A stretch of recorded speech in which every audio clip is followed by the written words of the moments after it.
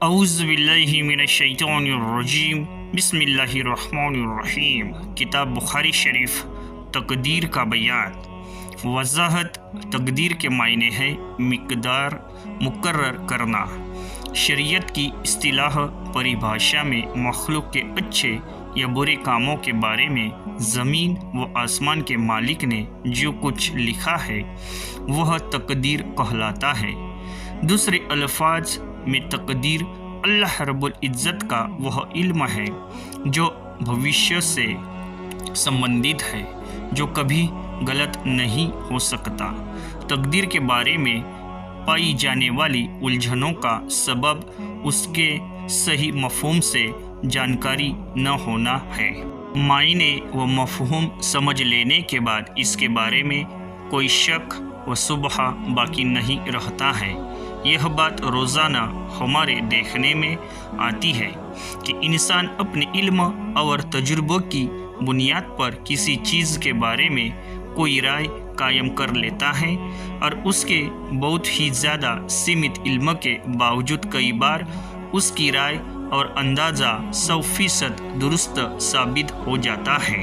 انسان کے الٹ اللہ تعالیٰ کا علم اس قدر وسیع اور نہ ختم ہونے والا ہے کہ اس کے لیے اتیت، ورتمان اور بھوشیہ، غائب اور حاضر، دن اور رات، روشنی اور اندھیرا جیسی پریبھاشائیں بالکل بے معنی ہو کر رہ جاتی ہیں۔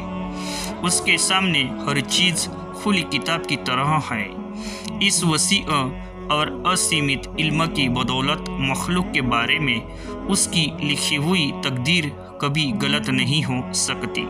اپنے اسی وسیع بے انتہا علم کی روشنی میں اللہ تعالیٰ نے انسان کے عمل کرنے سے پہلے ہی اس کے حساب خاتے میں لکھ دیا ہے۔ یہ انسان اچھے یا برے اور کیا کیا کام کرے گا اور اس کی جزا یا سزا کیا ہوگی۔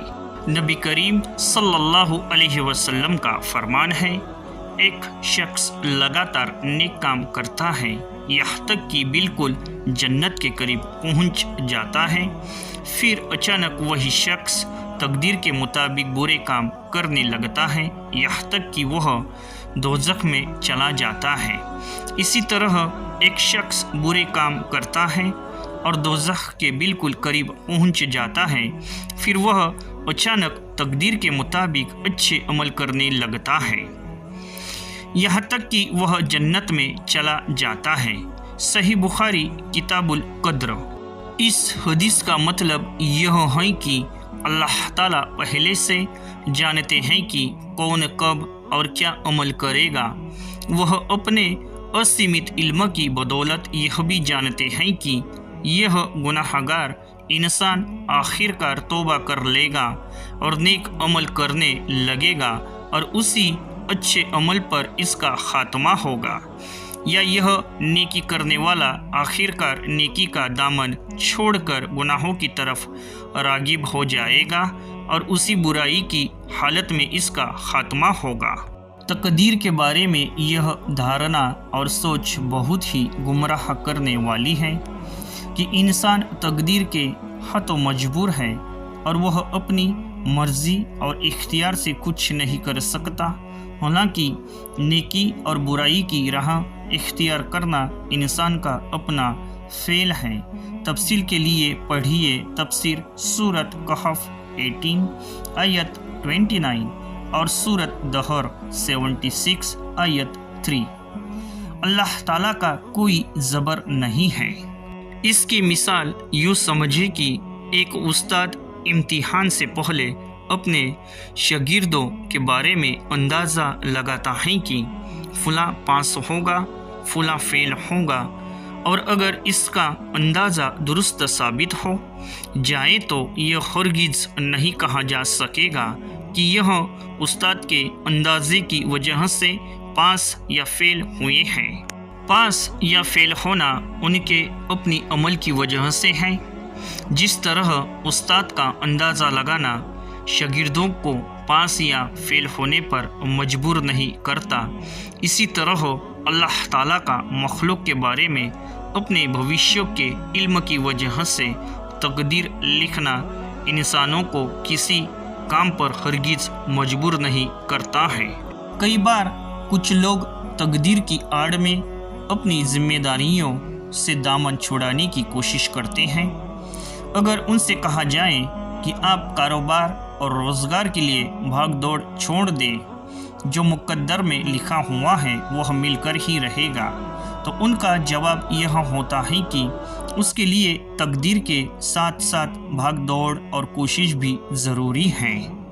जिस तरह यहाँ तकदीर इंसान पर दबाव डालकर उसे कोशिश और भाग दौड़ से नहीं रोकती, बल्कि वह अमल के लिए आज़ाद है, इसी तरह किसी भी मामले में उस पर तकदीर का ज़बरदस्ती और दबाव नहीं होता, बल्कि वह हर अमल के लिए आज़ाद व खुद मुख्तार है।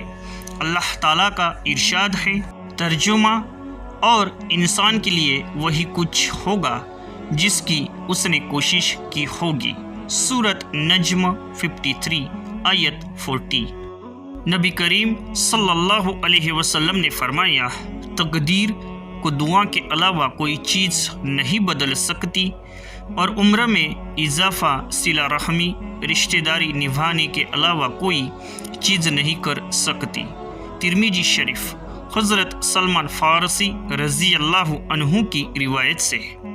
इसलिए हर नमाज के बाद यह दुआ मांगिए, या अल्लाह, मरते वक्त मेरी ज़बान पर ला इलाहा इल्लल्लाह मुहम्मदुर रसूलुल्लाह हो और मुझे सिर्फ़ अपनी रहमत व फजल से जन्नतुल फिरदौस अता फरमाइए, आमीन। तकदीर की यह किस्म जो ऊपर बयान की गई है, इसको तकदीर ए मुअल्लक कहते हैं। तकदीर की एक दूसरी किस्म भी है जिसको तकदीर ए मुबरम कहते हैं। तकदीर ए मुबरम वह है जिसके होने या न होने पर इंसान को न तो सज़ा मिलेगी और न ही सज़ा, सिर्फ इसलिए कि उस पर न तो उसका इख्तियार है और न ही वह अमल करने के लिए आज़ाद है। मसलन मौत, मरने की जगह, पैदाइश की जगह, रिज़्क़ वगैरह। तकदीर पर ईमान लाने और मजबूत यकीन से मुसलमान की ज़िंदगी पर बहुत अच्छा असर पड़ता है। जब यह यकीन हो जाए कि मौत न मुकर्ररा वक्त से टल सकती है और न ही उससे पहले आ सकती है, तो दिल से मौत का खौफ निकल जाता है। जब यह यकीन हो जाए कि अल्लाह ताला की मर्ज़ी के बगैर न कोई मुसीबत आ सकती है और न ही जा सकती है, तो फिर दिल से अल्लाह ताला की मखलूक का खौफ निकल जाता है और सिर्फ अल्लाह करीम की रज़ा रह जाती है। और यह ईमान बन जाता है कि हमारी हर कामयाबी अल्लाह ताला के सिर्फ फजल व करम का ही नतीजा होता है, और जो नाकामी होती है उसमें भी अल्लाह रहीम की कोई न कोई मसलहत शामिल होती है या खुद हमारे गुनाहों का नतीजा होती है, जिसमें सब्र की सूरत में हमारे गुनाह माफ़ होते हैं, जो कि खुद एक बहुत बड़ी मसलहत बेहतरी है। बहुत सी बार इस बात को देखा गया है कि जिस बात या नतीजे को हम अपने लिए बुरा समझ रहे थे, बाद में मालूम होता है कि वह बुरा न था बल्कि बहुत अच्छा था। तफसील के लिए पढ़िए तफसीर सूरत बकरा 2 आयत 216। ऐसे ही मुंतखब हदीस से जानने के लिए हमारे इस चैनल को सब्सक्राइब करें, लाइक करें, कमेंट करें और ज़्यादा से ज़्यादा शेयर करें। आपका मोटिवेशन हमारे लिए बहुत ज़रूरी है। अल्लाह ताला दीन और हदीस समझने की नेक तौफीक दे। कुरान, हदीस और बच्चों को दीन सिखलाना माँ बाप का फ़र्ज़ है।